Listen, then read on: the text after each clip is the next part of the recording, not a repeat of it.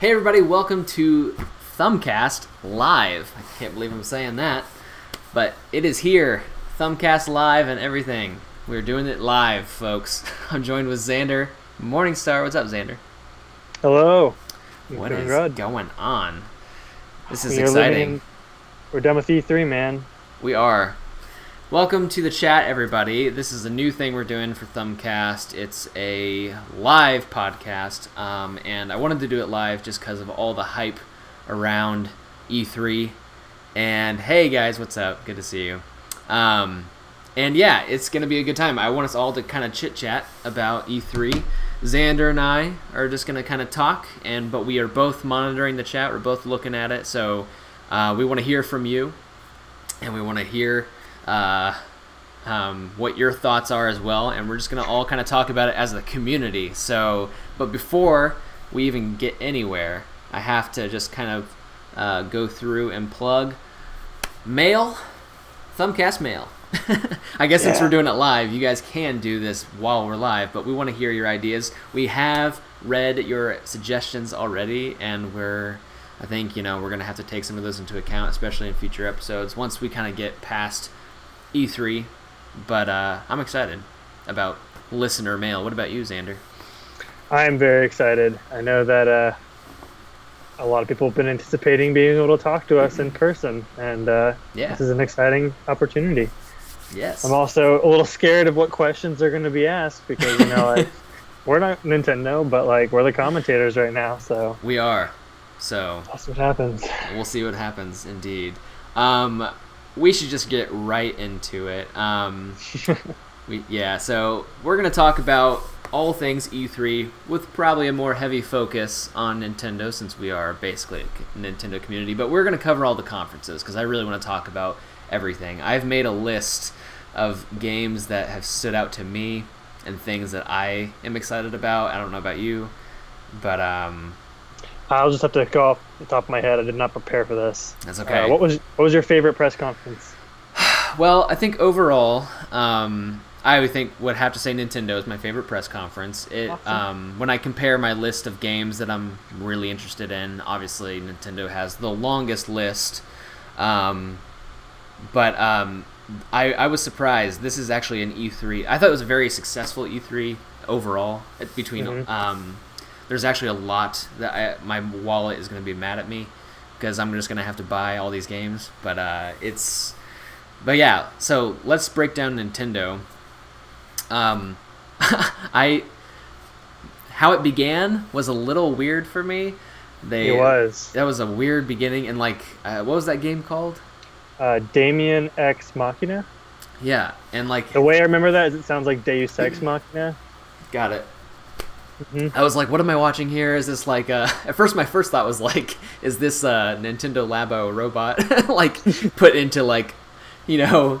I thought it was a Gundam game or something. It had that same art style or something like Borderlands, but it was all Transformers. So and then it just cut off mid song and it shows the titles. I thought my sound cut out and I was like, what is going on? What a weird editing job that ending was. It's just kind of literally just smash cut to the name and then who it was made by. Right. Yeah, that was crazy. After that, they went into Xenoblade DLC, right? For Xenoblade 2. Was the DLC. I think it's weird, though. I've been listening to what that really is. And I'm not a huge Xenoblade fan. I haven't actually played any of the games, but it's one of those things that's oh, yeah, I'll get to that eventually. But it is a JRPG, so I'm hesitant to even start that. Because it's hours and hours of your life. Yes, it is. So many hours. Apparently, it's a standalone prequel, but it's also DLC, so you could get this separately from the main game. Interesting. But it sounds like everyone that's played the main game is why would you ever not play the main game first? That would make no sense because you wouldn't have any context. Right. So it would kind of playing the Ballad of the God, or what's the Champion's Ballad without playing the rest of Breath of the Wild. That's kind of what the analogy has been. Sure. Okay. So makes sense. That's interesting. Yeah. Yeah. And then I think we went straight to Reggie after that. I'm not. Yes. I might get the order wrong, but he spent a little more time on Pokemon Let's Go Pikachu and Pokemon Let's Go Eevee. I didn't really learn more about that game until I watched the Treehouse Live on it. Yeah. Okay. My main thought was like, man, I could see the player like purposely running around Pokemon so they wouldn't trigger a catch sequence again. I was like, yeah, that's gonna be like, maybe it was just that one area was just infested with Pokemon, but like it's like now you have to avoid trainers and Pokemon. Yeah. But overall, like gameplay and stuff, like I wanted to see other sections of the game. I think once they got into like the trainers' grounds, it looked a little more, and they did more battles. It looked more interesting to me. Otherwise, it's just like playing Pokemon Go, sitting on your couch. But yeah, and I have a few friends. A lot of people know that's going to be mentioned on the podcast, but I'm also a staff member at Nintendo World Report.com, and they have a lot of staffers that are actually having appointments that have got to play these games firsthand outside of like the demos that are available to the public. Yeah. And many of them have said like this is very much Pokemon Go plus the normal Pokemon, and like what you see in that trailer is literally what you get. It's there's nothing else to it. Like if it looks interesting to you and you're into that, like that's absolutely what it is. If it's not, then don't even bother, because right. Yeah. Well, and I loved it because especially I was watching the developer interview afterwards, and they're just talking about like how can we make a Pokemon game for everyone, and that was like their focus going into making Pokemon Let's Go, because like, and that makes sense. We were talking about that before in a previous Thumbcast. Like I wanted a Pokemon for like the average gamer, the casual fan, and that's what we're getting. So sure. So I might be more excited than some of the hardcore fans. I don't know, but I'm kind of content with I guess having a casual game, and plus it's in Kanto, so we know all the Pokemon. Right. It's more of the story aspect that always gets me, because they always advertise a very deep story in Pokemon, and it's like hope we time get travel. That. Whoa, that's right. a new concept. Yeah, so I don't know. We'll see what happens. My favorite have been the GameCube ones, where it was like you're an angsty teenager trying to take down crime syndicate. Yeah. Because they're like taking over Pokemon and turning them evil. See, like most of what I know is, and I think it's what they're basing the game off of, is the animated series, because I watched it. Yeah. And like like they put Brock in the game, and like I was like, wait, so does that make me Ash? But that's not like a confirmed thing, and I wonder. I think it's just kind of like a Pokemon trainer, and that's you and stuff. But in the very first game, Red and Blue, you played a character, just the default name was Red, and then the other guy's name was Blue, your rival, which is kind of like Ash and Gary Oak from the anime, but they are separate characters because they have different personalities, and they don't do the same things as the anime characters. But Brock and Misty are the gym leaders of their of the Rock Gym and the Water Gym, so that's why they were also in the anime as they were. It's just weird that the player characters were kind of just made up for the anime, and that they're different in the games and comics. So that might be who you are. I don't know. I don't think it matters anyway. But, right. Yeah. Well, then after that, they dropped Super Mario Party on us. Woo!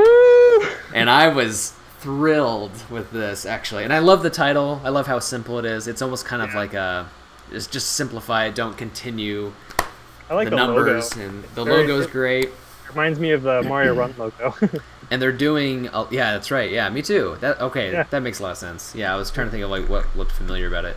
But they and they're doing a lot of the mini games and the kind of the stuff that people love from some of the earlier Mario Party games, which I think is making some of those fans a lot happier. But I'm excited about it. I think especially integrated with the Switch is going to make it even more popular than it's been in years recent. Yeah. So I think we all really hope that there's online on it. Not counting my blessings with that, though. Yeah. I hope there is. I think they showed a lot of like, it's weird because you have to like specify, I would imagine, if you're going to play this game handheld or if you're going to play this game on the TV, because some of those games were handheld like based, so it wouldn't really make sense to just not be able to play a handheld game on the, you know what I mean? Because some of them are touch based, so okay, that'll be weird.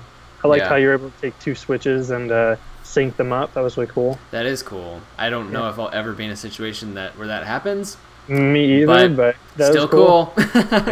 Yeah. Maybe if we ever meet up again, we'll play Super Mario Party. Totally. totally. Yeah. That goes for all of you out there. I've been reading some of the comments actually, because the next thing I want to talk about, I think, is what I might be skipping ahead, but they talked about. They finally revealed Fortnite on the Switch, which I think was a given. I love the trailer for it. If you haven't seen that, that's in the description of the stream, guys. But yeah, and I think it's funny because like I downloaded it on my PS4, and I was like, I hadn't even played it yet. I haven't even launched the game yet, and like I was like thinking, and I was because the reason I did it was I was gonna do a collab with John Ebo on it, but like it just couldn't find the right time, and then I was like, you know what, maybe I'll just wait anyway until it's revealed on Switch. And sure enough, it is. Yeah. And I think I read Nintendo Hero said it sold like 2 million. Yeah, 2 million downloads in like a day. Downloads in a day, which is a lot. Amazing. It's amazing how popular this game has gotten. I can't remember the last time like one game was like took the world by storm like this. Mm-hmm. But I'm really glad they got it on there. I mean, it was a no-brainer, right? Right. Yeah.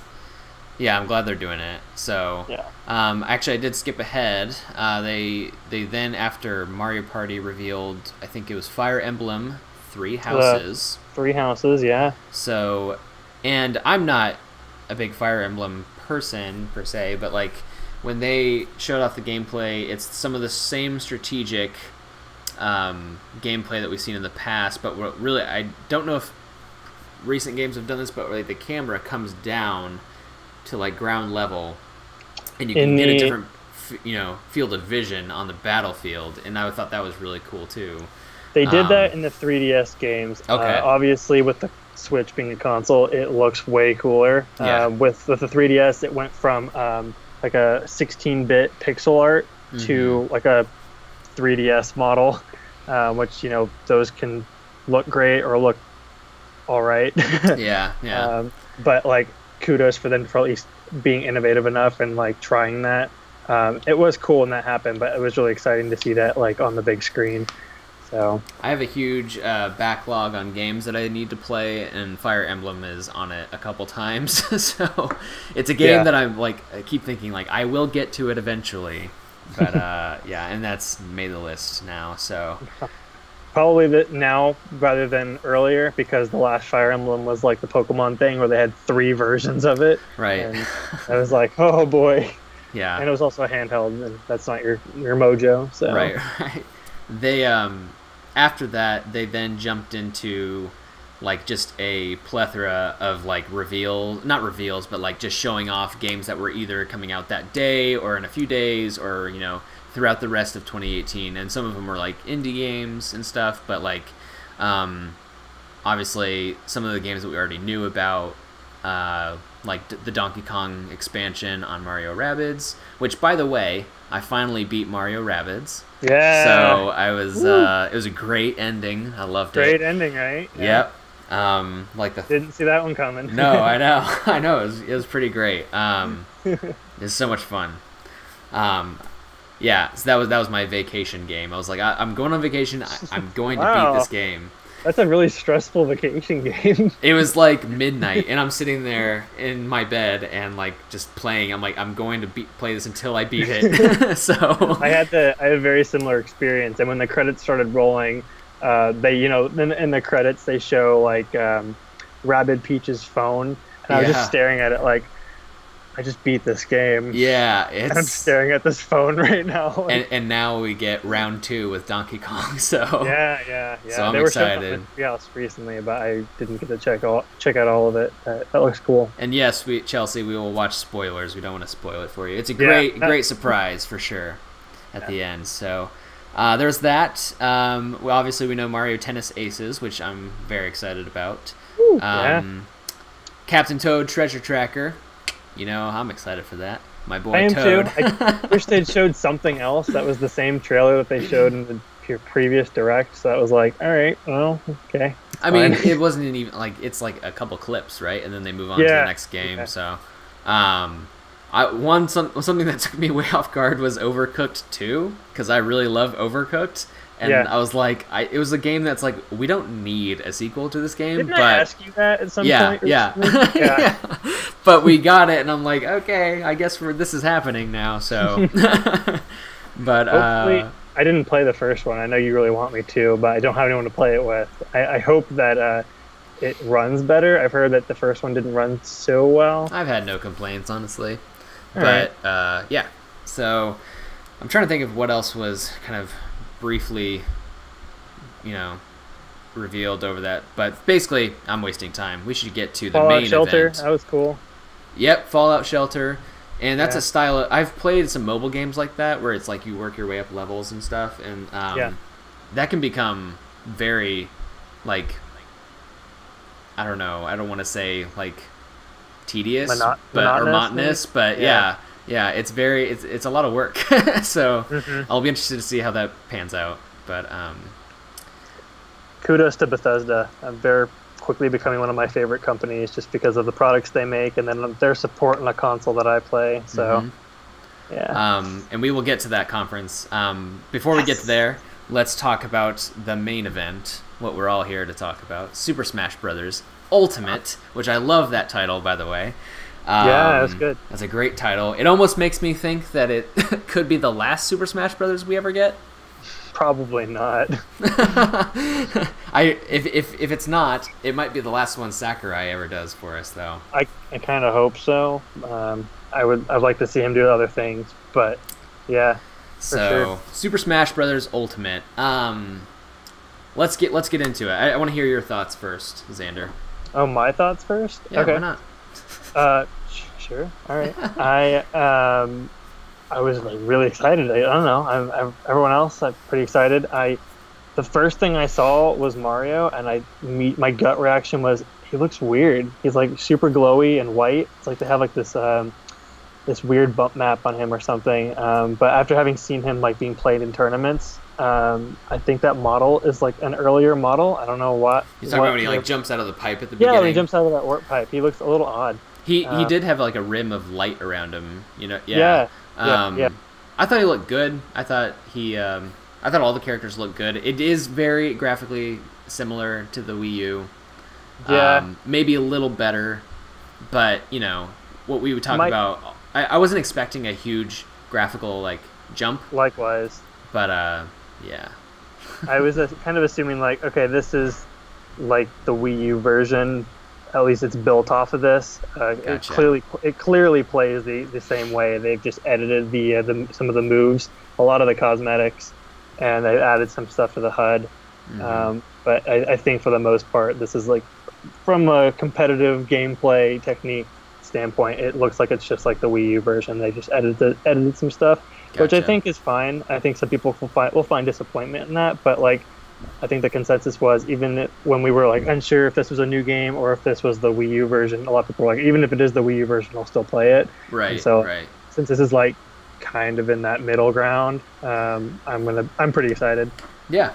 They I was shocked when they were like, everyone is here. I was like, what? Right. Yeah. So that was their big reveal, was that every character who's ever been in a Smash game is now playable. And I like that. I really do. There's also, for me, I had a feeling I couldn't shake where I was just like, so no new characters then? Yeah. We got Daisy, we got Ridley, we got obviously the Inklings and stuff, but I was like, that's it? And I shouldn't be that way, because it's like, 60... I don't even know how many characters. It's perfectly normal, man. I think that like you hear about Smash and you're like, oh, that's just kind of the process of what new characters are going to be announced, and right. They did something different. It makes sense, the best way they can appease everybody. And I think it was a good move for them. I mean, I reacted the same as everyone, which was like just like so happy that we could get some of those old favorites back who hadn't been in the last game. So like the first game with 3 Links in it. Are you kidding me? Yeah. So that's great. 3 Links, man. Yeah. which is the weakest Link? Now we'll finally know. That's right. I noticed that you were confused about Zelda's redesign. It's from Link Between Worlds, right? Yeah. And I heard Sakurai explain that that was his favorite design Mm-hmm. of Zelda, so that's fine. Sakurai can do what he wants. Sure. I would hope, and I don't think they will, give her different skins, which are different Zelda looks, but it looks like it will just be like different color schemes on the same model. He had also mentioned that like he wanted each, because there's so many Zelda characters, he wanted each one to represent like a different game. And I thought that was kind of cool. And I know you haven't really played that game. Right. It's one of my favorite Zeldas, and I don't know. It was just really cool to see it represented because it's always felt like that game, as great as it is usurped by A Link to the Past because that's what it's based off of. Ah, yeah. So to like, I don't know, to have that was really cool. Well, and I like how Ganondorf is from Ocarina of Time. Yeah, that's awesome. That was nice. And they gave his Smash moves a sword now, which is really great. So he does play slightly different than now. Yeah. Obviously, we talked a lot about Link's moveset. And the only two things that are different are the remote bombs and the ancient arrow finish. But sure. I can live with it. I think that it's more important to make people who play as Mario and Link be able to still play the Mario and Link that they feel comfortable playing with. Yeah. And they said something about Cappy, but in all the gameplay I've seen, like maybe it's just a taunt. I think it's just a taunt thing. Okay, like, there's a move where he can like take off his hat and twirl it like he does in Odyssey, and then the eyes appear. I think he's just in a taunt. I don't know. I was for sure that like the flood move would be replaced with Cappy, but it's fine. I thought they were just gonna like take the coding or whatever for how Link's character is rigged, like he uses the boomerang. Right. That would just do the same thing as Cappy, but that's all right. I think it's also once I was confused for a while until I really got an in-depth look at how the Inklings play, but man, I love how they play. They're crazy. I love how much they incorporated into that character's moveset. It's amazing. I know.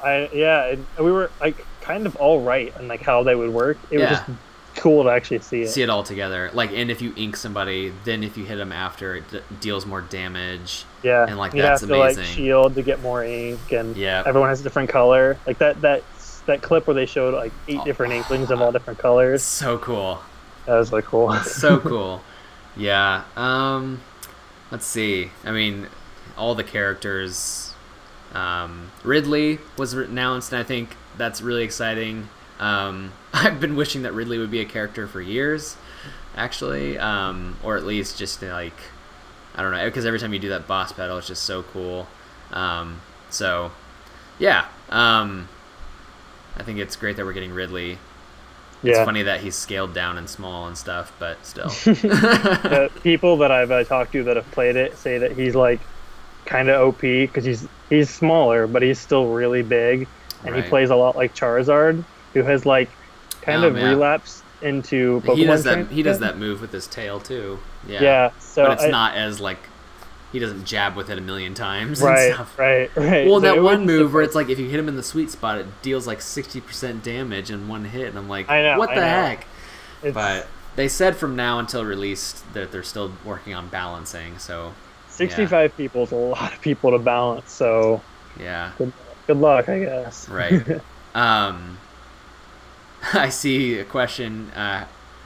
Some people asking about Fortnite, and yes, Fortnite. I'm excited about that being on Switch. Beard guy. He might be mistaking you for the other beard guy, which is Jared. He called Jared Beard Guy as well. I'm not Jared, definitely not. This is Xander. His name's above his face. But yeah, and someone also asked, I do plan on doing a Fortnite stream this Saturday, so yay. And you can all play. Exciting. You can all play together. But back to Smash. I'm guessing that the stages we've seen are not all the stages because it just seemed like they only showed 2 new ones, so I'm assuming there's going to be more. I want more new ones, I guess, but like it did like I was peeling the screen for like New Donk City, and I was like, where is it? You know, like. But we were right about a Great Plateau stage. Yeah. So I think a shrine stage would be pretty cool, but the Great Plateau is a clever way to do it because it's falling off the screen. Yeah, I still think our idea about the Divine Beast flying over Hyrule is better, but who's to say that it won't still happen? Stuff. Yeah. But they. Go ahead. I was just gonna say they've had a heavy focus for this E3 on basically the gameplay and how the mechanics work. It is a lot faster.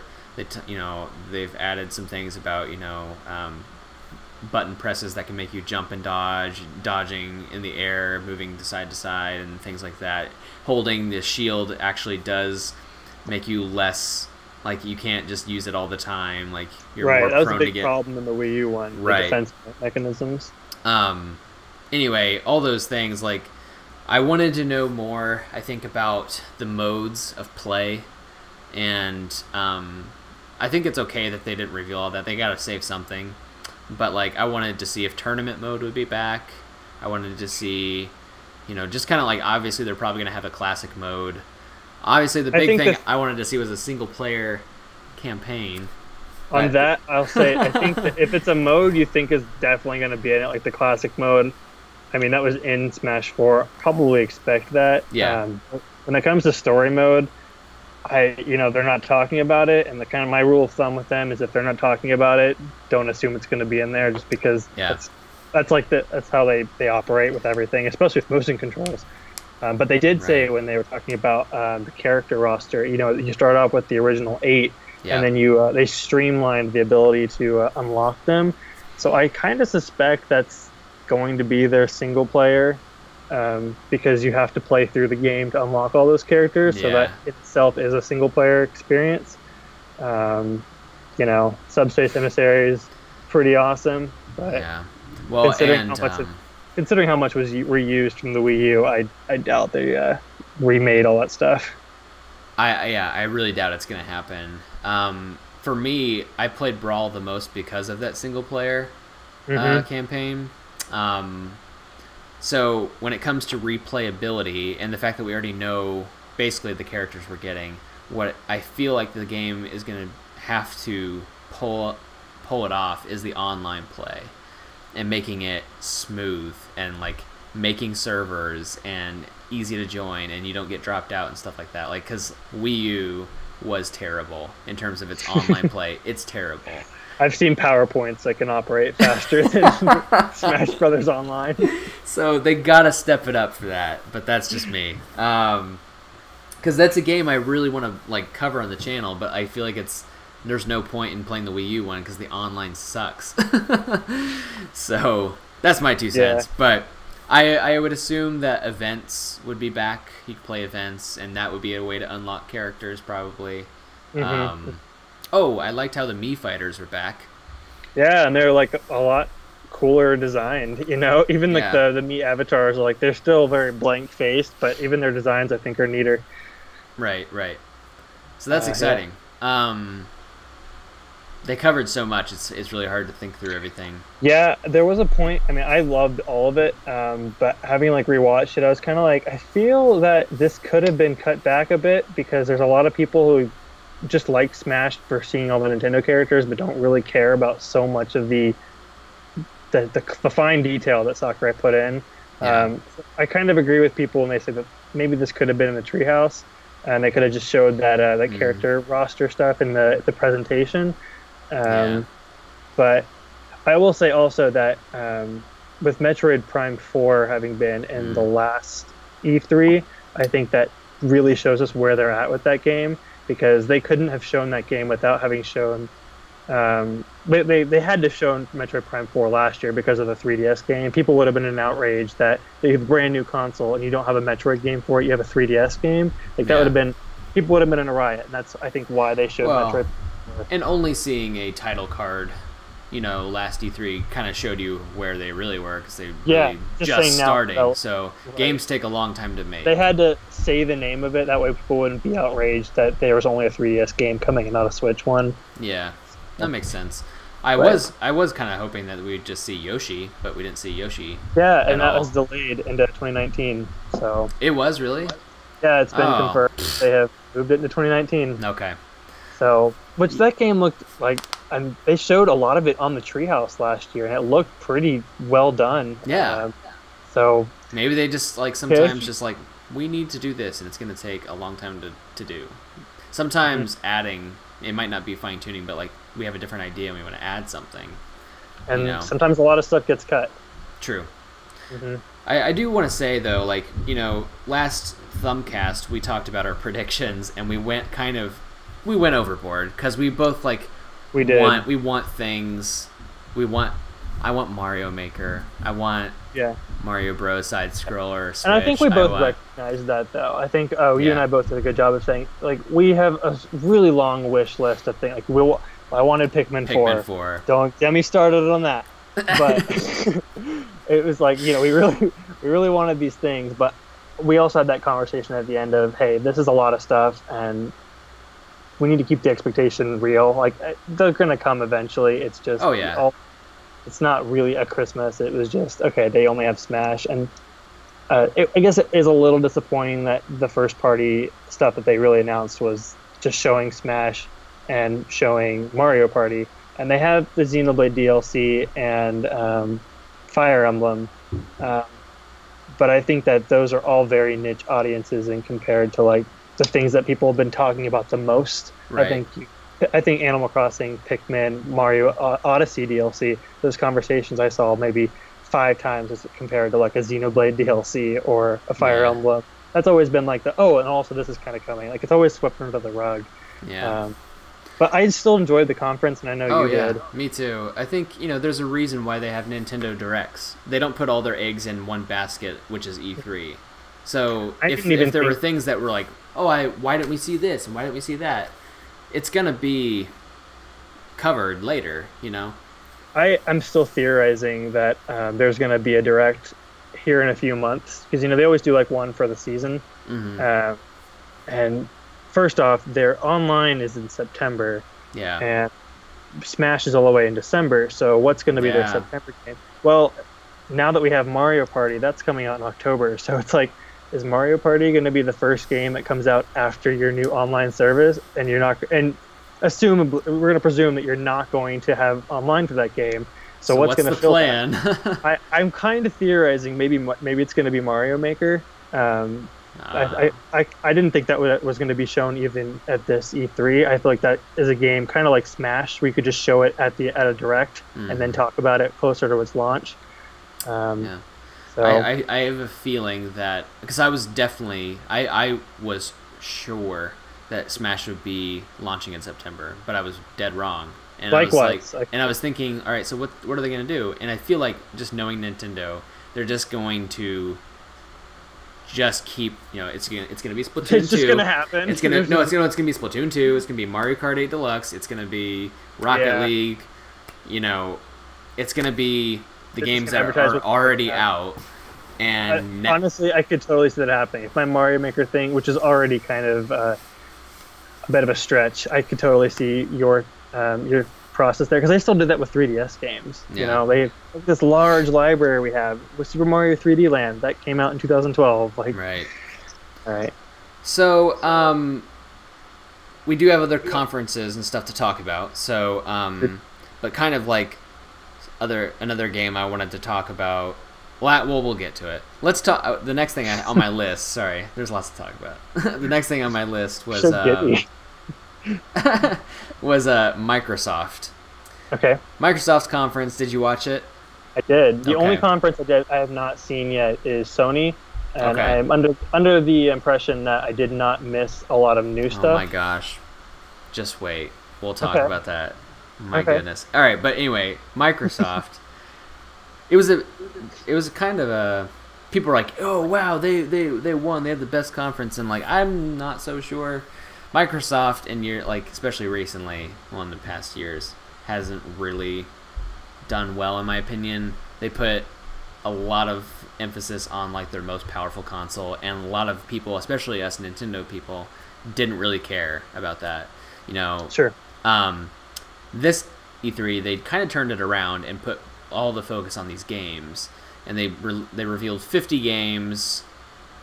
18 exclusives. It was nuts how many games they revealed, and they bought 5 new studios, which is kind of awkward at the same time. It's like we've bought out all these people, like right, and it was kind of silly, but anyway. So they're doing big things, but in terms of their lineup of games, like there wasn't a whole lot that piqued my interest. It seemed just like a lot of like the exclusives were very tailored to, I think, a certain type of gamer and not all around every gamer. You know, there's some weird things, I think, for like, you know, they said, okay, Kingdom Hearts 3 will be on Xbox. And I think that for anyone who's new to Kingdom Hearts and doesn't have a PlayStation might be confused if they do pick up, you know, Kingdom Hearts 3. Kingdom Hearts is already confusing, but I totally agree with you. Oh, yeah. Kingdom Hearts is, there's a lot of layers of convoluted story, yeah. The story, the characters, the games, the platforms you play them on. So there's that. But they kicked it off in a very exciting way with Halo Infinite, which I am a Halo fan. I have all the Halo games, and I'm not very good at Halo. I just started playing the first one, by the way. I'll let you know. Okay. Yeah, for the first time, I'm halfway through it. If you ever are in a situation to play it co-op, it is very fun to play in co-op. Oh, okay, cool. Well, my friend's the one letting me play it, so I'll have to... it's kind of funny because you're just both Master Chief, but it's really funny. And it's great. It gets you through the game faster just because there's 2 of you, but it's... I didn't realize he was a superhuman. I just thought he was a cool soldier, but no, he's like the Doom guy. He's a very tall, enhanced soldier. Like Spartans are built big kind of thing. And those are the few kind of shooters I can get into because I feel like I'm a one-man army. I can do that. Right, yeah. And it's funny because like whenever you're teaming up with your allies, they always get killed like immediately. But anyway. The one mission where you have to like escort Captain Kirk or whatever his name Captain was. Keyes. He like... I was escorting him and he just fell and like just tripped on something and he died and I got a game over and I was like, what? Now, are you playing the Master Chief Collection? Yeah. So it's the remastered one. You know that toggle button, right? Where you can look at the I've been playing with the toggle. Yeah. I'm like, it's whoa. so funny. I thought that game looked good back in the day. So. Night and day. Well, anyway. Yeah, I'm sure. But anyway, so Halo Infinite, it's not called Halo 6, which is interesting. It's called Halo Infinite. But nevertheless, Halo, so that's enough said. The other game that I was excited about was actually Ori Wisp of the Willows. Yeah. And it just looks so fantastic and beautiful. So, and from what I've heard about that game, the first one, was that it's in a very emotional story. And like makes people cry when they play it, and I'm like, yes, I have to play this game, because like I love emotional, well-told stories and everything. So like that was another game like I have to get this. So, but overall, like it was just a lot of like, okay, that game, it looks like another war game or another shooter or another racing game, or so nothing really beyond those games really got me, I guess. But those are my thoughts. I don't know what you think about Microsoft. I enjoyed it. It was really long. It was very long. Again, like the friend that I told you about, who I've been making play Nintendo games, he's been making me play games when I'm not making him play Nintendo games. We're kind of just trading back and forth, and so I'm getting a more diverse palette of just different things. Yeah. And so I've got a bigger appreciation for Microsoft, and especially Bethesda. I'm like really liking them a lot. Yeah. But yeah, there were a lot of cool things. I called the Cuphead DLC like months ago. I was so happy to see it. That was really exciting. There is like this undertone of a conversation I noticed about a next generation. Who knows what that even means? But you know, with Microsoft, with Phil Spencer talking about a new console, and then in the Bethesda conference, Todd Howard was talking about a next gen game that was their first IP, and it was going to be a Starfield. You know, I'm just like, oh man, that's not going to be available on Switch till like 2030. Yeah. So, Nintendo, as deep of a conversation as we can get with that, I will say, like, no matter what, I'll always appreciate that conference because everything in that conference I can play. Yep. And even with that in mind, like Microsoft was cool, and I got to at least appreciate the visuals, and being an artist, doing like a lot of modeling and having a good understanding of how things are made. I mean, I'm not a professional, but like I can see through the curtain, I guess, of how they do things, and just I have such a great amount of respect for how detailed they can get with those. And Nintendo does that too. They just do it on a different side of the coin. Yep. Because they're more of a mechanics kind of company.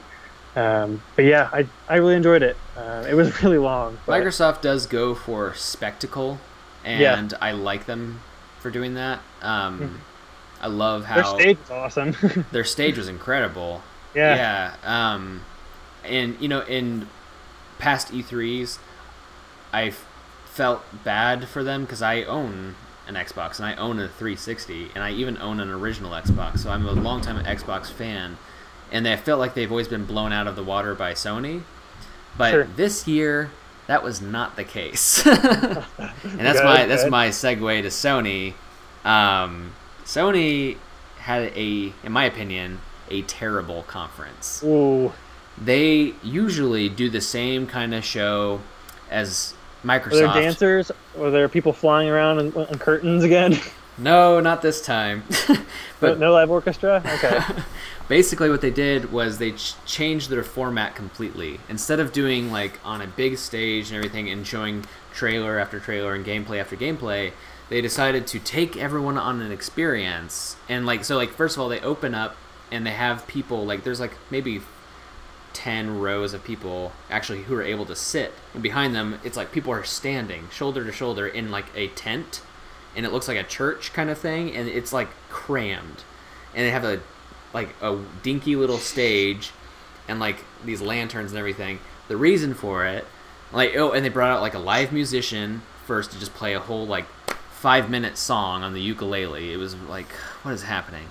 And then I'll take that over Ubisoft's entrance, but I'll just say that. yeah. Yeah. Just Dance. Panda Man, yeah. But they then show their first game, which was The Last of Us 2, and in the reveal trailer, it takes place in basically the same environment that they're having all these people in. So they're trying to take people into the game, sort of. Whatever. Now, the gameplay reveal of Last of Us 2 also... It's developed by Naughty Dog, who developed Uncharted and everything, and the gameplay is amazing. It looks like it was a great demo. After that, they go to some live commentators sitting at a table, and they're supposed to basically talk about what they've just seen. Meanwhile, they're moving all these people who are there to see Sony in this tent over to a different building on a different stage. So they're moving it's moving cattle basically to this new place while the commentators talk, just so they can reveal the next thing. And like the CEO, when he got out there, he said, "We're revealing like 4 big games today." 4.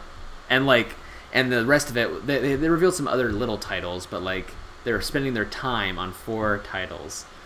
Okay. And like the next one was I'm having trouble remembering now. Once it took like forever to get there, by the way. And they it was a new game, some samurai game. It looked really cool. Like all their games that they showed up were like cool looking. But before they got to the game, they brought out another musician to play a song, and then they show the gameplay, and it looked fine. And then they go back to the commentators, and then back again. It's like it just took forever. Yeah. And when they got to the third game, it was this really, everyone's been talking about how weird it is. It's the Death Stranding game. Yeah. They showed some gameplay, and everyone's just as more confused as they've ever been. It's a weird looking game. And they show gameplay, or is it just another cinematic? Okay. And you're like this guy that's alone on this planet who. Is it Norman Reedus' character? Yeah, from Walking Dead, and he was like walking around with huge backpacks of stuff, basically, and you're working on some project, but there's like these invisible dark spirits that are around you, and like there's a way you can communicate with them and everything. But there's like some things in this demo and in the trailer that kind of alongside it that were like too gruesome for me to even look at. And this is a video game. This is Kojima, but yeah. So I was just like, what is happening here? Anyway. Weird. So then the only thing that was great about it was the Spider-Man reveal. They did a big Spider-Man reveal. All right. Is it what people want? Because I've been reading that people are like afraid of that game is not going to be a game that they want to play. It's like I don't remember what the wording was. Some like sort of more of a cutscene game than a. Oh, I don't. I mean, all games have cutscene. All of those kind of big, games. First, IP games have. I'm still gonna play it eventually because my weird investment with PS4 eventually. Have you seen the new demo? No, I have not. Holy cow, man! So I think everyone was like, "We've seen everything we need to see of this game. It's just Spider-Man swinging across the city." But they show like a key point in like the story aspect, and like they reveal some new villains. And in this demo, since being a big Spider-Man fan, is this something I should check out firsthand? I mean, I would watch it. I would watch it. But I was jumping out of my seat. It was okay. All right. It was great. And then they revealed another demo, and I haven't watched that one yet. But this one was for the conference, and it was great. I'm very excited about the game, and I just feel like the people who are making it are like I can just see their passion. So that was like the only thing that really redeemed the conference for me. After that, it was over. Well, no, it wasn't over. They went back to the commentators, and these commentators were terrible too. Oh. It was just the structure was so weird, and like I was watching it through IGN, and like it goes back to the IGN for like post thoughts and everything, and they were all like scratching their heads, like what just happened? Like I don't understand. I guess I picked a good one to miss. You did. It was kind of a waste of time. So. Yeah, I'm in college. I'm taking classes right now, and so like I have to go to class, and I'll play catch up when I can. But Microsoft was so late at night, and I was like already watching the Ubisoft one. I was like, all right, you know what? I'm just gonna hold off on that when I can get to it when I can. Right. But maybe I won't. I don't know. So anyway, moving on to Ubisoft, their conference, I would describe it as mostly good. It was a Ubisoft conference. It was a Ubisoft conference. I think out of I think you've said a couple times you just have a love for Bethesda. I have a love for Ubisoft. I think that Assassin's Creed. Yeah. But the biggest, I think, I loved the Nintendo and everything. Probably the biggest surprise for me was Star Fox and Starlink. I should have had a camera rolling, Xander. I went nuts. Yeah, I bet. But I didn't have a camera rolling. When they showed the different like ships and stuff, and then they had the R-wing in the background, I was like nudging my friend next to me, and I was like, I think that's an R-wing. And I'm like, I haven't played enough Star Fox games to know this, but I think that's the R-wing. And he's like, what's that? And I'm like, it's this game with anthropomorphic animals. And he's like, all right, never mind. And then sure enough, they had the logo with like all the characters, and then he's there. I was just like, what is this? This is hilarious. Like last E3, I could have cared less about this game, and now, of course, I need this game. And oh man, it's exclusive to Switch. But they said you can. No, they're all. I think it's in all the consoles. No, sorry. Star Fox is exclusive to Switch. That makes sense. Okay. And you can play the entire game as Star Fox. They said. Plus, there are exclusive to Switch story missions that are Star Fox centric. Was this This was the developer saying this afterwards. No, I'm asking. Was this the remember the racing game? Yeah. This might have been. Someone, I don't know where they got the Grand Prix and the racing thing out of, but maybe. But who knows? It sounds like it's an adventure game with Star Fox, and it's different. Yeah. And I heard, in terms of Star Fox involvement, what I heard was like he's chasing down Wolf. Oh, okay. And it brings him to this system where all these other characters are. Weird. Okay, cool. Yeah, I'm in. But I'm in. I mean, it was a sweet reveal. And I'm excited about it. But and I loved how Miyamoto was there, and then he got on stage with Yves, Yves again, and it was like another picture moment. I was like, I know. Memes. It's funny. I watched the Rabbids one from last year afterwards, and it shows Miyamoto giving the the bullet bill blaster to Yves, and he's like, I got you a gift. And then this year he gave him the Arwing as a gift. It's like, I wonder if it's cool because they wouldn't let Miyamoto do the Arwing amiibo. Yeah. Because it was like too sharp or whatever, but he got his toy anyway. So it was just like those guys. I love them. Yeah. That's awesome. Yeah. Check out Starlink, everybody. It looks great. But yeah, I'm trying to think of what else they did. Do you want to talk about Assassin's Creed? I do. Yeah. Okay, well, they did the Donkey Kong thing. They showed off Donkey Kong and that was Mario cool. Rabbids. I wish I could have seen that in person because I didn't. I was kind of like, oh, this is really cool music. I feel like I would appreciate this more if I saw it live. Yeah, I thought they were just going to do straight up the DK song from 64 because they started to do it, and I was like, just do the whole thing. Yeah, the guy who does the music, Grant Kirkhope, he used to work at Rare and do all the music for the Donkey Kong Country games, and so it was kind of cool he's able to do this again. Yeah. But yeah, I wish I could have seen that live. But the game looks cool. I mean, it's more of the same. Yeah. Just in time for you to... Right, I know, to jump into more of it. Are you feeling up for that again? Because like I need a break. By the time I finished Mario Rabbids, it's like I am done with this game. And then now I'm at that point. I'm like, yeah, I'll hop back into it. Okay, yeah, I'm gonna have to wait a bit, I think. Mm-hmm. So some other ones that caught my eye was the they're doing an expansion for this game, For Honor, and this was something that they covered last year, maybe the year before. I think it was I can't remember, but it's basically this very intuitive fighting medieval kind of warfare kind of game. So that was cool. No need to talk about that more. Skull and Bones. So it's funny because Black Flag without Assassin's Creed in it. Yeah, but that's I'm interested. I was not interested about that game, but the more I saw from the latest demo, actually looked really cool. There's an aspect where you can walk on land and recruit your crew and upgrade your ship and stuff like that, but it's not like sword fights and shooting people with your pistol or whatever like that. It's just the ship gameplay, so whatever. Gotcha. But yes, Assassin's Creed Odyssey. How many moons are going to be in the Odyssey game? You know, probably 10,000. No, like, it's funny because like the last year, Assassin's Creed Origins released on the same day as Mario Odyssey. What if the Super Mario Odyssey DLC it's a sign. It's Super Mario Origins. There's a deep lore. It's Mario before he left Mudong City. So there's that. But it's very interesting to me as an Assassin's Creed fan. I was a little perplexed by this game, actually. Did they show any of the stuff you talked to me about that has the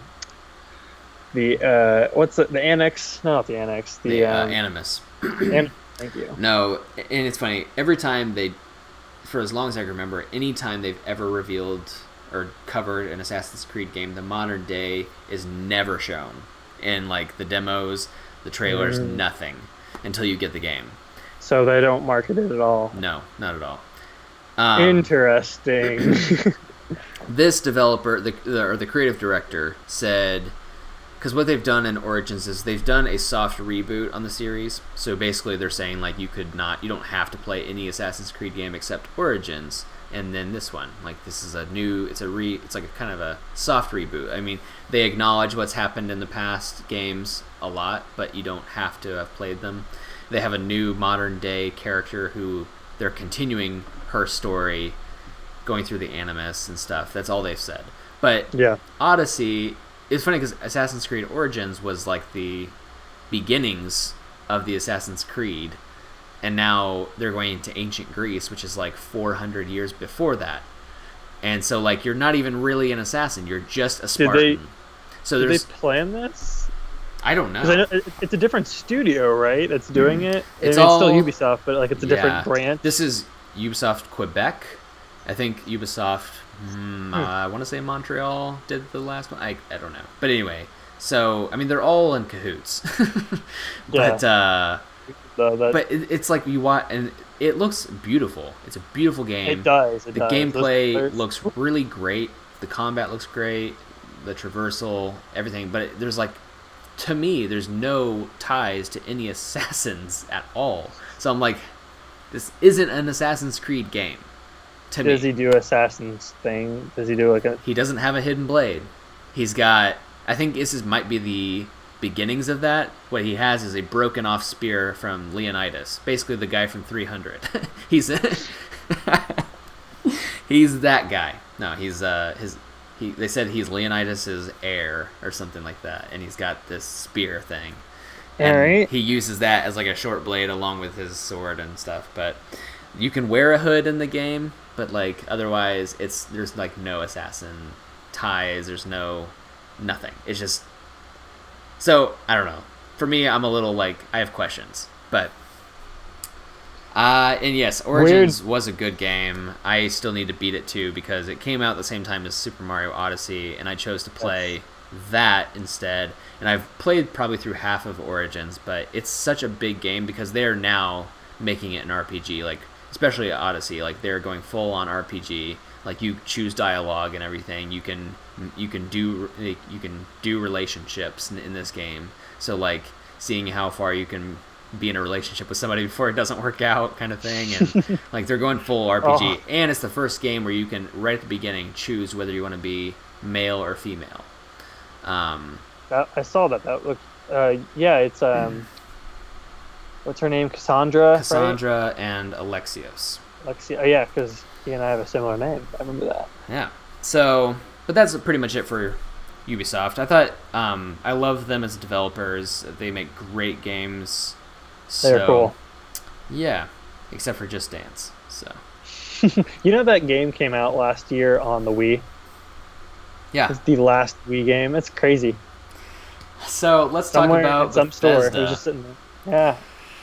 So Bethesda, they're just a bunch of dudes making cool stuff, right? Yeah, they are. I love their attitude about everything too.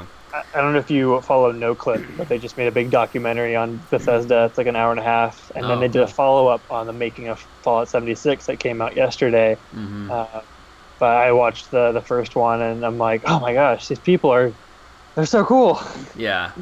So there's Fallout, and they're doing a lot of Fallout stuff. They're doing Fallout 76. Yes. They have the Fallout Shelter thing. Mm-hmm. I feel like there was another Fallout thing, but maybe I'm mistaken.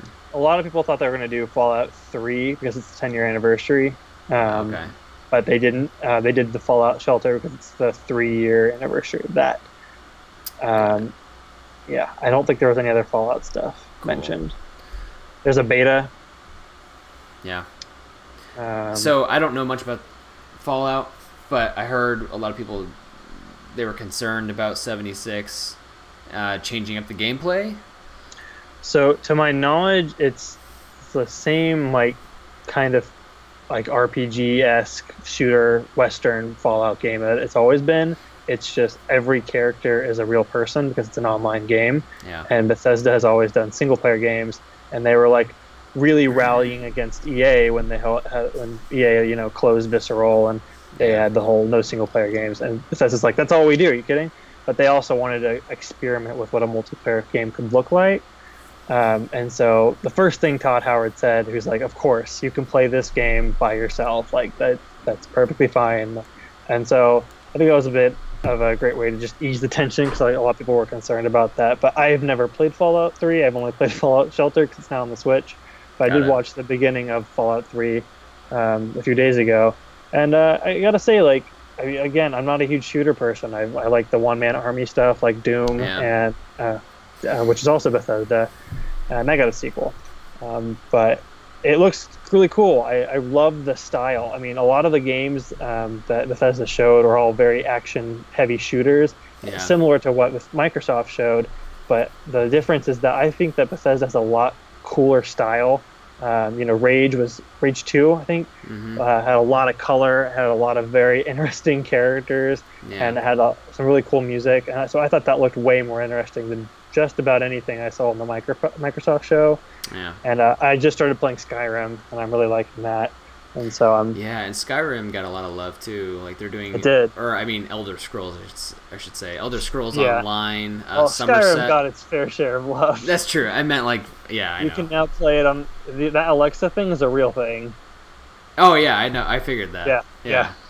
There's like a we're making a joke, but it's real. But it's real. You can actually do that. At that point, it's just tabletop D&D. But all right. But but I have thought about trying out Elder Scrolls Online, Skyrim on the Switch. The card game, what is it? Elder Scrolls Legends is coming to Switch. Yep. And then they're doing Elder Scrolls Blades, which blew my mind. That was crazy.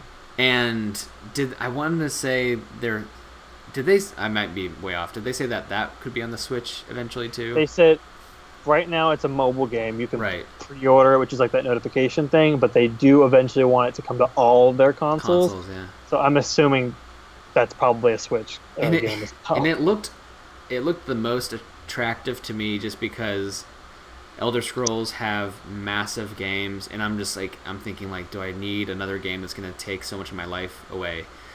But Blades could be a simpler version of that and not take me as long. Like so that rogue element to it, yeah.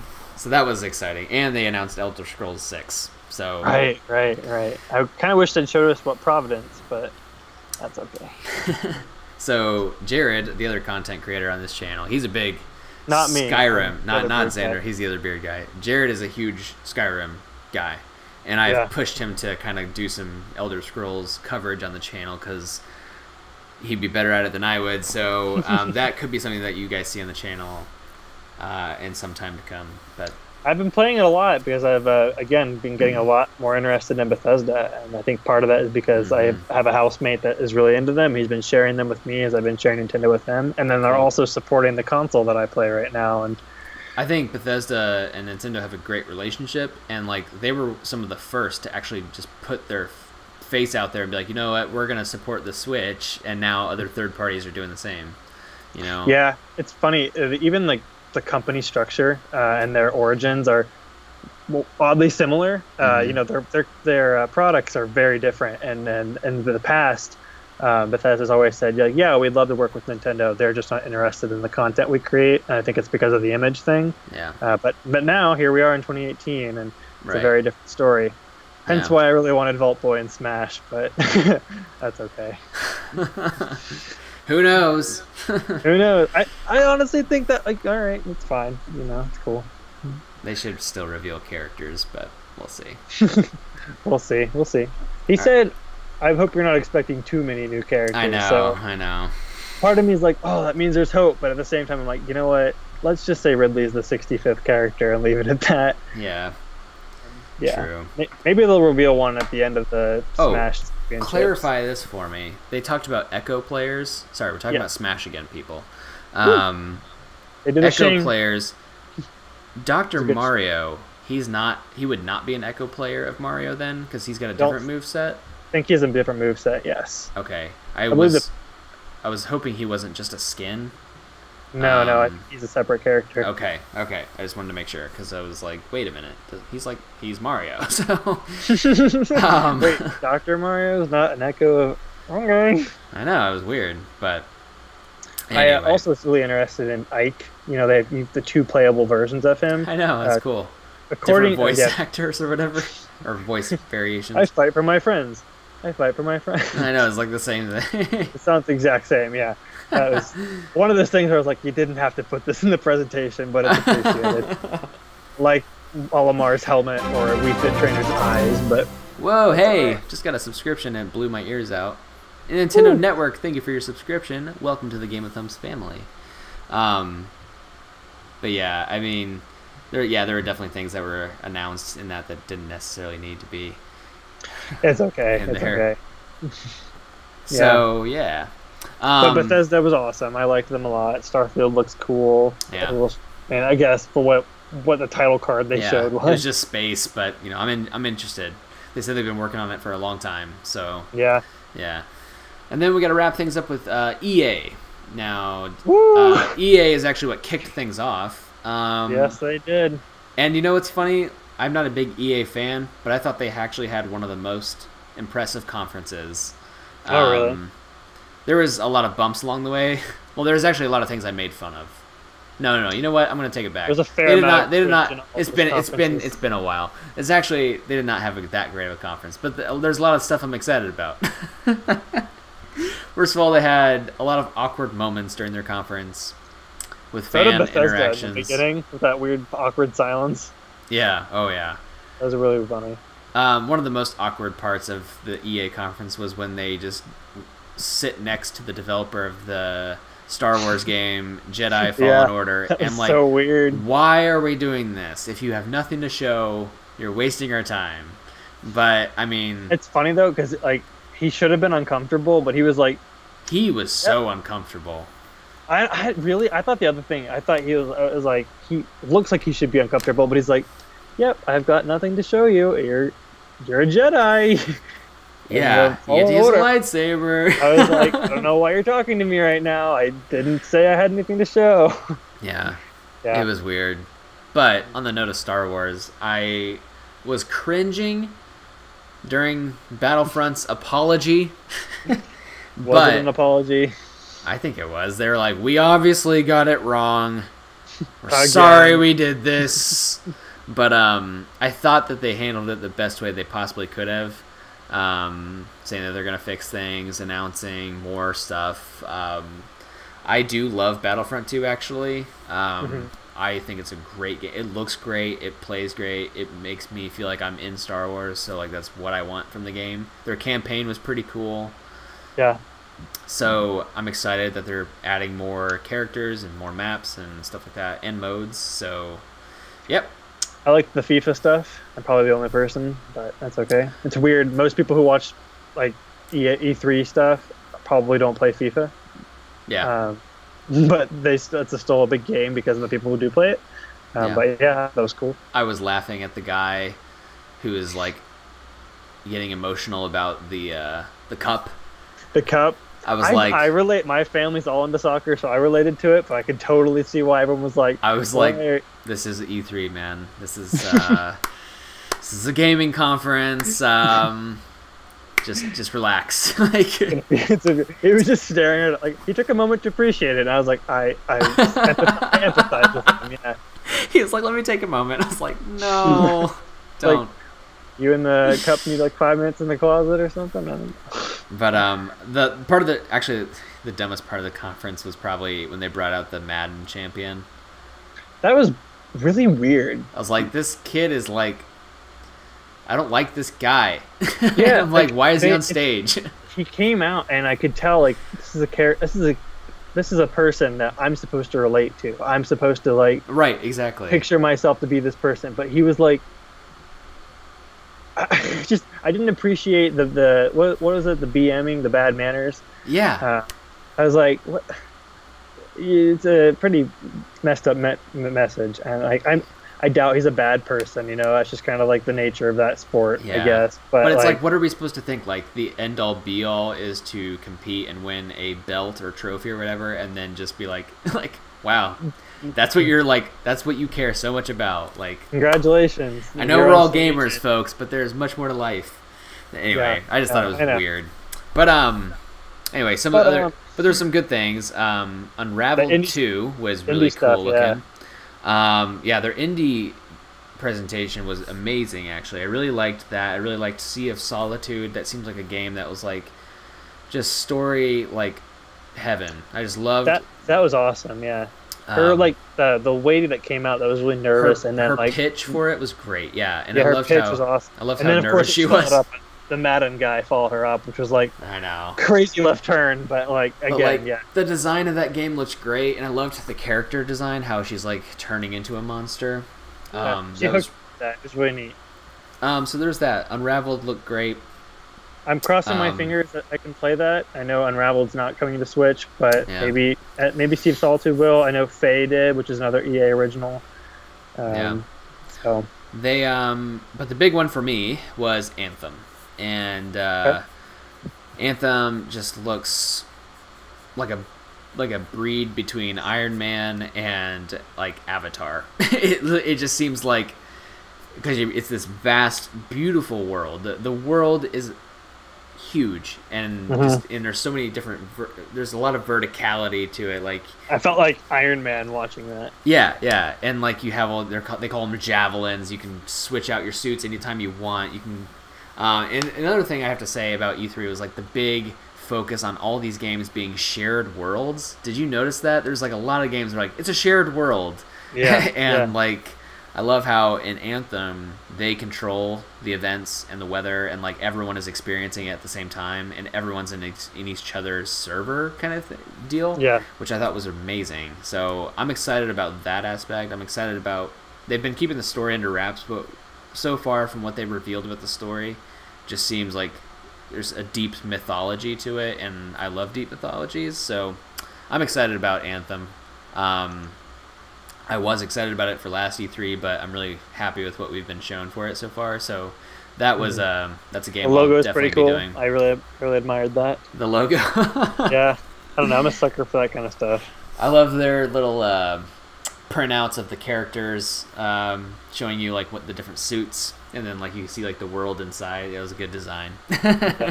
Yeah. So, I don't know. That kind of stuff means a lot more to me than most people. Like sometimes it'll sell me on something. Yeah. Just because, like, wow, you clearly put a lot of time into designing something as small as a logo, and like, okay, Fortnite, great game. I hate the logo. It's like the same as Overcooked. Like they might as well be the same font. Whereas like, Anthem is like, seriously, picture it in your head. Like they're the same. It's the same thing. Yeah. Yeah. Yeah. I don't know. But that was really cool. Probably just a different weight to it, you know, just to differentiate. A little bit of some kerning going on. Yeah. Anyway, overall, EA like Anthem, and then their indie stuff. Like it was something new, and I think that EA really needs that. I like that EA is kind of evolving a little bit. Just a little bit. They're doing they're doing the sports stuff that you come to expect. The stuff like when they first announced it, it felt like it was like an attempt at bringing up their image because like they know they're only known for one thing, and it almost felt like, okay, this is a very businessy thing to do, but like they're clearly supporting these creators and getting behind them, and it's working. Like A Way Out was pretty good, Faye was pretty good, Unraveled and Sea of Solitude looked great. So I'm seeing Chelsea in the chat. I want to clarify, it is not only an online game. Talking about Anthem, it is a single player story that you can experience, and other people, like if you and Xander are in the game and I'm doing a single player campaign, at any time I can have you guys join my single player campaign, or I can choose to do it alone. It's smarter to go out in numbers though, and that's kind of the point of the game, so just want to correct you there. But so yeah, that was EA. Overall, this was a really cool E3 for me. I just loved all the conferences, well, more or less. And like I said at the beginning, like there's so many titles that I feel like I need to get my hands on, mostly Nintendo, but I was surprised at how many non-Nintendo games I actually needed to buy. So like as times like this, I'm thankful I only have a Switch. I have all of them, so it's not a good sign. But, yeah, here I'm like planning on getting a PS4 at some point. So anyway, any other closing thoughts? I know a lot of the conferences were like meh and all right, that was cool, but I enjoyed it, and it was a pretty good experience overall for me. Yep. I look forward to next year and whatever happens in between then and now. I actually have a question for you and I guess the chat. Splatoon 2. Octo expansion was not Octopath Traveler. Not Octopath Traveler was released today, right? I thought it's supposed to come out today. I thought it did already. Someone told me that you could buy it in the eShop, but the chat said I did buy it in the eShop and it's downloaded, but I haven't launched it yet. Is it for some reason not playable right now? I don't know. I haven't even purchased it or looked into it. But the chat said you can't do it right now. But okay. I was under the impression you can. Okay. It's like 9 o'clock. You should be able to play it by now. Yeah. I was planning to play this game for you guys. I will probably hang on and not do that tonight or anything. So what I will be doing is that we can enjoy the rest of E3 and gameplay and interviews and stuff. Maybe we'll get 1 or 2 more surprises. But Saturday for my stream, we can all play Fortnite together. I plan to play it on Switch. If you have PS4 and only have to play it on PS4, apparently we can't play together. But if you have it on mobile or Xbox or Sony. PC, yeah, good job. Then you can, or a Switch, obviously, play Fortnite with me on Saturday, the normal time, and I'll put that information in the Discord. We will probably hit Splatoon 2 next week. So, but yeah. Oh, Square Enix, did you watch them? Oh, I forgot completely about Square Enix. I didn't even prepare a graphic. I did watch them. Yes. Oh my What'd gosh. you think? Well, I like Shadow of the Tomb Raider because I'm a Tomb Raider fan. Yep. So that looked great. And Kingdom Hearts looks great. Yeah. That was it. Of course they're doing Frozen. Yeah, and it's Pirates weird of the Caribbean. Yeah, in Pirates of the Caribbean. And I've heard murmurs that Coco is a thing. I don't know if that's true or not because that's a fairly new movie. But that would be awesome. It would be awesome. I would be like, all right, you sold me. It just seems like Kingdom Hearts 3 is becoming a bigger and bigger game. Like, yeah. I'm not sure how it all is going to fit together. I've played a few Kingdom Hearts games, but this one feels ginormous. Yeah. Well, they come out like it's a long time before a new one is released, so it should be a big game. But yeah. So I completely forgot about their conference. But with Square Enix though, I was really like, I felt like when I was going into E3, EA, I was like, okay, EA and Ubisoft, I kind of expect them to just be their normal kind of conferences, kind of hit their bullet points and maybe have a few cool things. Nintendo was a big question mark. Bethesda was a really big question mark. Sony, I felt like had leaked everything, so I wasn't really pushing for them.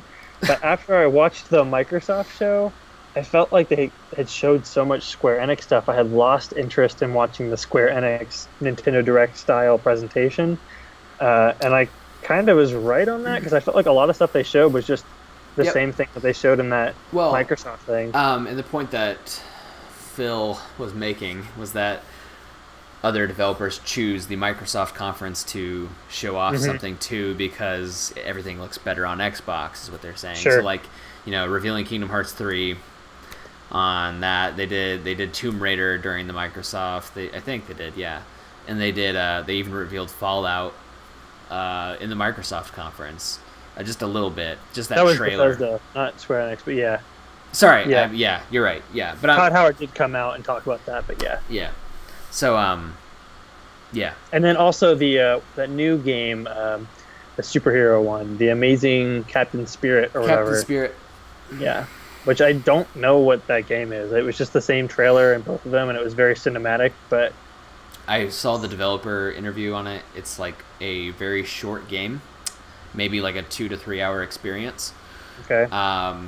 Apparently it's in the Life is Strange universe. Oh, yeah. And that seems like it shouldn't be because it's about this innocent child, but whatever.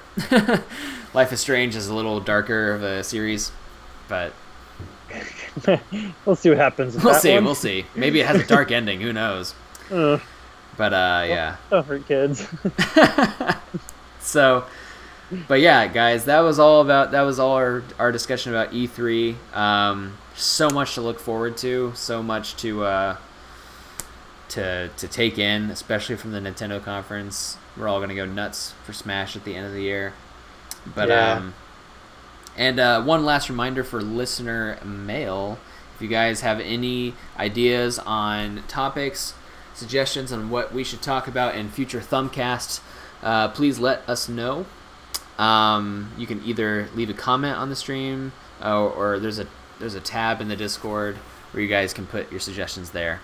And we do read them. We've already read some, and that will kind of dictate what we talk about in the future. The most common question we've gotten is why Drew hates the 3DS, and honestly, I don't know. But we should talk about that. Maybe we'll never know. We'll talk about it sometime, Xander. Yeah, he has his malevolent hatred for that console. I really don't, but he takes them from kids and he snaps them in half. And, wow. Yeah. Wow. I'm just kidding. Shots fired. I shouldn't say that. I'm on your channel. Oh dear. Anyway, so that about wraps up this Thumbcast. This is our very first live Thumbcast, and it was pretty fun. So I'm glad we did it this way. Yeah, for sure. And if you liked this format, let us know, and we can probably continue doing this at least some of the time. But yeah.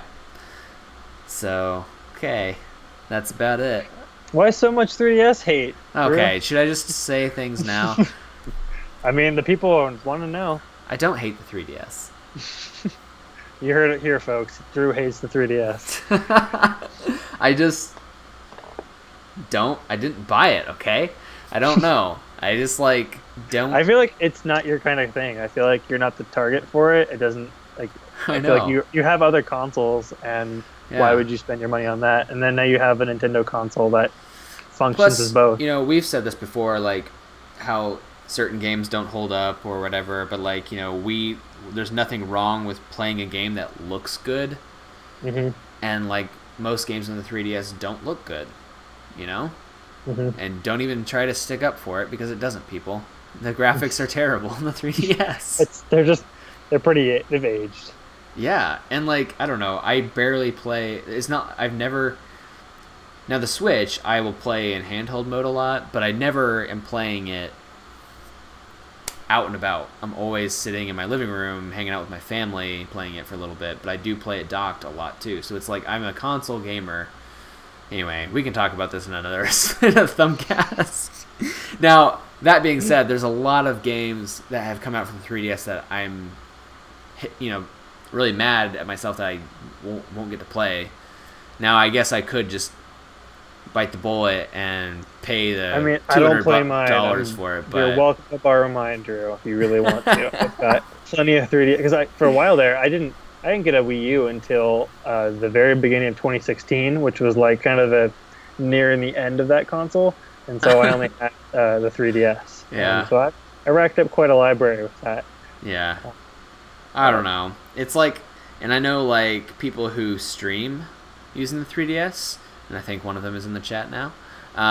You have to like send off your 3DS to have it. Yeah. Streaming is not. It's not easy. It's not accessible, and like it voids your warranty too. I think it's just it's a bit of a gamble. And the thing is, like, unfortunately, I'm in a position in my life where the games I'm playing for you guys. You know, I barely get a chance to play anything on my own. So like, it's not worth it to me to go ship off a 3DS and maybe have it broken or whatever. But yeah, so that about covers that. It's a big investment. And then, like, there's things that happened that they did with the 3DS, like doing Ocarina of Time and Majora's Mask, like kind of revamped only on the 3DS. And I was like, why would you do that to me? I'm not gonna get this console, so therefore I'm not gonna play the game. Gosh. Yeah. I'm going to get mad about it if I keep talking about it. I will say, if you ever get one, or if you want to borrow mine, A Link Between Worlds is my favorite 3DS game.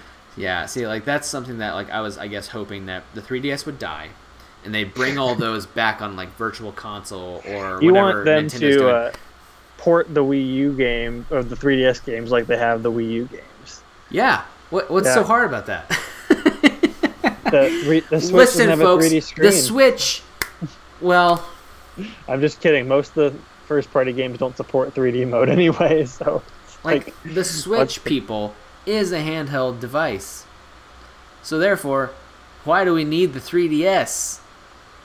It doesn't make sense. I don't need two screens. They didn't announce anything today, so you might be onto something, man. Well, apparently, but you said like they're planning games out for like 2019 3DS and. Well, they said that Wario Gold and then like that Mario and Luigi RPG. That was such an authentic groan. I'm sorry, it's getting passionate. They announced it like in March. They announced their 2019 lineup. So if that's their lineup for 2019, I think it's fair to say like I don't think it'll you're gonna die have to off worry soon. about it. Yeah. But then, like, what I'm saying is it would be great if then they did port or, like, make it as a download on the Switch eventually, or... I still have this, like, unshakable feeling that 1,000 Year Door is going to be remade for this 3DS. We, folks, have not gone a single Thumbcast without 1,000 Year Door being talked about. We can't. It's... until they... Just when you think it's over. Just when I think Xander's forgotten about it. Comes back. I'm not even that passionate about it, guys. It's just fun to joke about. No, but the sticker star's on there, and they did it with Luigi's Mansion. They could do it with the Thousand Year Door. Nothing's safe. No, that's true. Buyer beware. All right. Well, we're gonna wrap things up now. I'm gonna put a sticky note on my desk that says "Mention the Thousand Year Door," so that way we can keep this going. You know, I know a couple YouTubers who like do like actual like mail, like the people send them fan mail. Oh wow. You got a P.O. box? If I ever did a P.O. box, I just have a feeling I'd be seeing a bunch of literal paper Marios being sent to me, like on paper. That was incredible. I kind of hope that the people in our chat would rally behind me and we would do that. They'd all be like paper airplanes that are Mario. I can't go into this right now. We need to stop. Yeah, we need to stop. Wrapping it up, folks. So we'll do a paper podcast sometime. Yeah. Guys, it's been real. It's been fun. And it's been real fun. So I butchered that. So thanks for tuning in to Thumbcast. What I would like, I'm gonna put out a channel announcement soon. It's gonna actually, there's a lot of things happening with the channel. I'm just probably gonna bundle it up into one video. But it involves some schedule changes. Drew's firing me. I'm just kidding. Xander is gone. No, I'm just kidding. It's been real fun. Yeah. so expect that soon, because it's going to be important for you guys as the community to know what's coming and how to best tune in to get all the content you need. But all right, it's been a good talk, man. I love talking about E3. Yeah, pleasure as always. So thanks, and we'll see you all on the next one.